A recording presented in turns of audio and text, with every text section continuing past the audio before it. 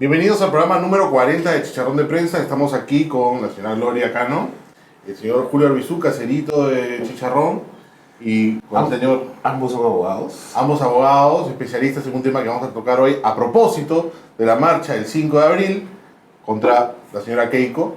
¿Por qué?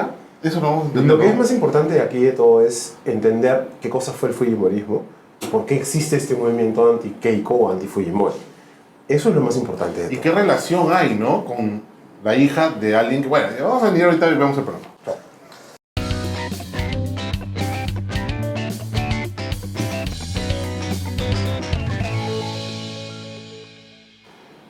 El Fujimorismo probablemente fueron 11 años del gobierno de Alberto Fujimori que de alguna manera son considerados por muchísima gente la etapa más corrupta y más oscura de la historia de nuestro país, donde se destruyeron prácticamente todas las estructuras de absolutamente todo, incluyendo las instituciones. Arrancaron los personalismos y hubo un nivel de corrupción sin precedentes en la historia de nuestro país. El señor Julio Arbizu fue procurador del Estado para encargarse de los temas precisamente de corrupción.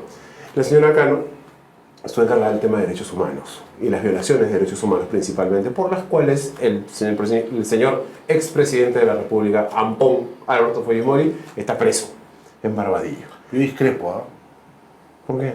Pues yo creo que ha habido etapas en la historia del Perú que han sido peores. Ya, pero vamos a dejarlo para otro día. Yo discrepo. Ya. Solo quiero dejar en constancia que discrepo. Bueno, una cosa importante, Gloria, muchísimas gracias por aceptar la invitación. Si nos puedes contar un poquito, tú que has estado tan cerca de casos muy particulares, muy aterrizados de la época del Fujimorismo en temas de derechos humanos, ¿cuáles son las razones por las cuales tú piensas, si es que lo piensas, que el Fujimorismo como corriente ideológico, política o lo que sea no debería existir o debería existir bajo otros parámetros? Bueno, efectivamente para mí el Fujimorismo es una corriente, es todo un sector de personajes que crearon una estructura de poder durante el gobierno de Alberto Fujimori. Fujimori no estuvo solo en esa estructura de poder, estaba acompañado de mucha de la gente que ahora es parte del conglomerado que lidera Keiko Fujimori, y por eso es que nos oponemos a ello. Recordemos que en el año 90, cuando se instala el gobierno de Alberto Fujimori, que llegó a las urnas por vía democrática, casi inmediatamente después, él genera una política antisubversiva que tenía que ver con ejecuciones y eliminaciones. Efectivamente comienza a armar una estructura al interior de su aparato de gobierno, donde está convocado Vladimiro Montesinos, hoy también preso por corrupción y delitos de lesa humanidad, y a partir de ahí que se genera toda una especie de brazo de ejecución que fue el Grupo Colina, y que no fue el único comando que ejecutó gente. Nosotros, la mayoría de las personas, inmediatamente cuando se habla de Cantuta, de Barrios Altos, identificamos los hechos más graves en el periodo de Alberto Fujimori en manos del Grupo Colina. Pero no fue el Grupo Colina solamente, hubieron otros grupos de destacamento de inteligencia que asesinaron a nivel nacional. Entonces uno dice, no es que fue un exabrupto de un comando, no que fue obra de un comando individual, sino que fueron una política desde el Estado.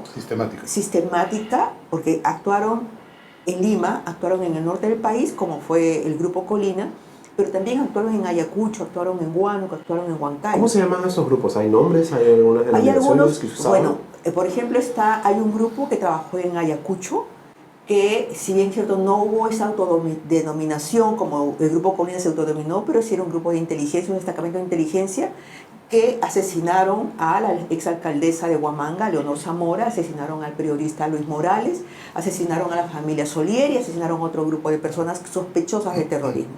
El Fujimorismo llega al poder no con una especie de ideología, no pertenecía a una ideología claramente, no era ninguna ideología, un tipo independiente, Fujimori, aparentemente, y la historia es que luego, lo que mucha gente te dice, él se alía con los militares corruptos, ¿es así o es que había un plan antes de los militares para tener una cabeza que poder usar ¿no? Dentro del gobierno. O sea, utilizar a Fujimori.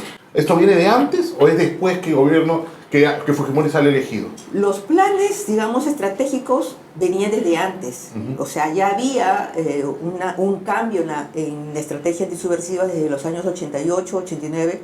Recordemos que se empiezan a gestar el Comando Rodrigo Franco y otros comandos paramilitares. En la época de Alan García. Época de Alan García. Cuando llega Fujimori al poder, lo que hace Fujimori es tomar esa estrategia, pero montarle una estructura dentro de su aparato. O sea, Colina no era pues como Rodrigo Franco, que tomaba su policía acá, otro policía allá y lo combinaba con tus militantes.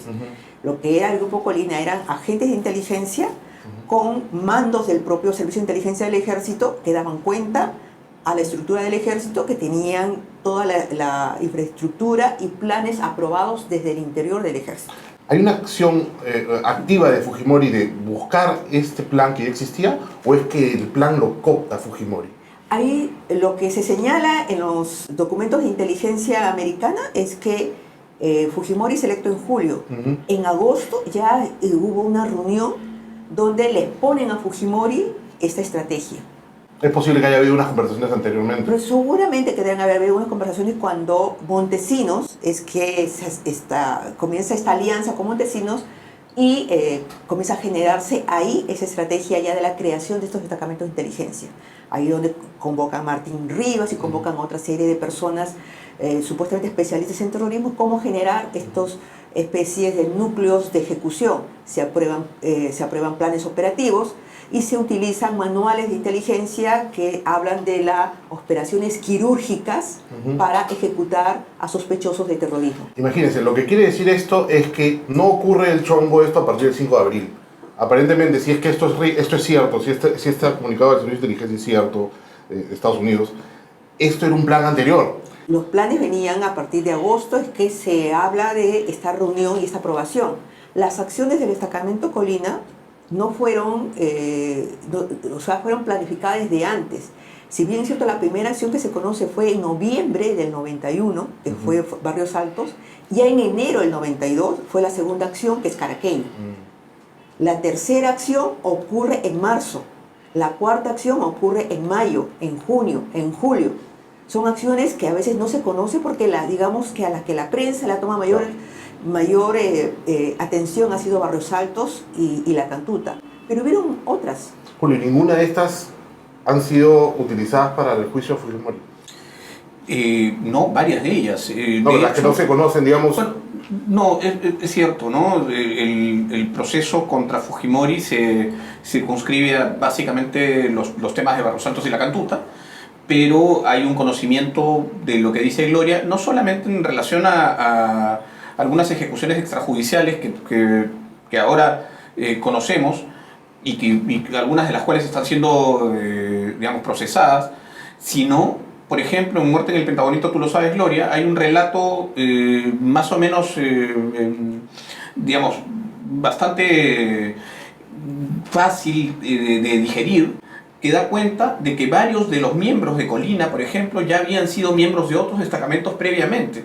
Querosén, estoy hablando de Martín Rivas, habían pertenecido a varios de esos destacamentos de los que habla Gloria y que habían dado muerte a diferentes personas en diferentes lugares del país. ¿Y estos preexistían a la elección de Fujimori o realmente esto, cuando dices tú, en agosto aproximadamente se le presenta a esta suerte de política antisubversiva contra subversiva a Fujimori y él la adopta? Pero eso significa que de alguna forma venía de antes, ¿o no? Venía de antes, pero de otras maneras. O sea, si bien es cierto lo que dice Julio, es totalmente cierto, está Sosa, está Martín Rivas, está Chique Aguirre, etcétera, que han trabajado en otros destacamentos de inteligencia en Ayacucho, pero, por ejemplo, en el caso del año 83, Sosa trabajó, digamos, poniendo entre comillas, este trabajo ejecutando, torturando personas dentro del Cuartel Los Cabitos, dentro del destacamento de inteligencia en el Cuartel Los Cabitos, y dentro de inteligencia la Casa Rosada. Pero hay van cambiando las estrategias, se van volviendo, mientras son en el 83, 84, son un poco, digamos, más generalizadas. A partir del 88 comienzan a gestarse más más selectivas. Entonces comienzan a desaparecer en el interior del país y en Lima mismo dirigentes sindicales, líderes sindicales, y comienzan a ejecutarse líderes sindicales también. Entonces aparece el comando Rodrigo Franco y otros comandos a nivel nacional, pero al interior del ejército comienza a aparecer lo que le llaman Escorpio, que era un grupo, de acuerdo a lo que los propios Colina dicen, la diferencia entre Escorpio y los Colina es que Escorpio te convocaban para una acción.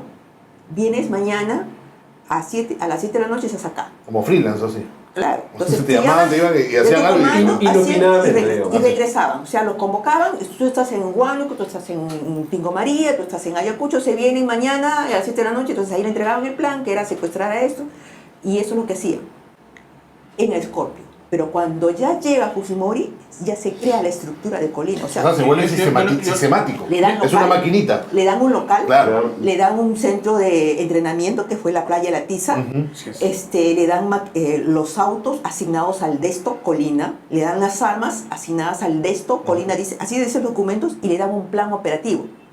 El plan operativo, Zipango, se aprueba para que este destacamento ejecute diversas acciones en el norte del país. Vamos a cortar acá un poquito para no extendernos tanto con este tema. Vamos a retomar en el siguiente bloque toda esta parte ya Fujimori, cómo está metido el Grupo Colina y estos grupos paramilitares, y la figura de nuestro querido amigo conocido Vladimiro Montesinos, qué tan cercano y qué tan antes apareció, y no es que apareció después y que Fujimori no sabía nada, ¿no? Regresamos al siguiente bloque.